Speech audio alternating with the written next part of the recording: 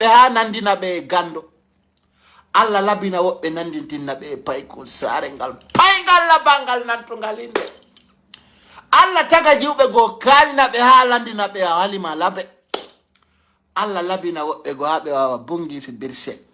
ay ngol kanugol ha jama on kayno du'a wattande yida no si alla jandini suka ha fotidi kine de wakine gando wonde mi ndara e gando minna mawdo kumpay kun kanirali fita mawbe makko andutumo fa foro ko fenamma ay mi nani mo wala fi mi misu mi rekadire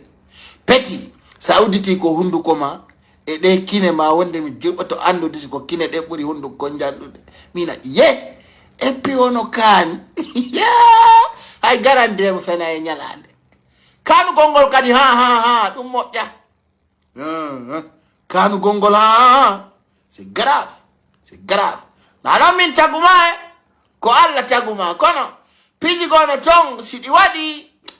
haray franchement tu dois poser la question et pourquoi moi no ngol kanu gol ha dum no hulbini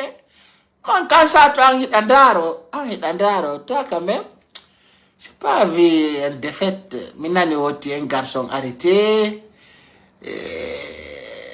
voilà bon kono gandono kani de biti mi yaade hay goto mi ndari lagi ha mi ronko ndarde mi ronko andude ko mboy gando mi nandin tinta mi tay mi jetto do exemple makko c'est-à-dire himo kandiri wa transition o hakkude Allah e fa foro ko fenamma mena men hala nay fo gonga kala mo metti non yonte ki ndaruno gerda yonte ki ndaruno gerda menen men hala jama on gonga mo acci ku yete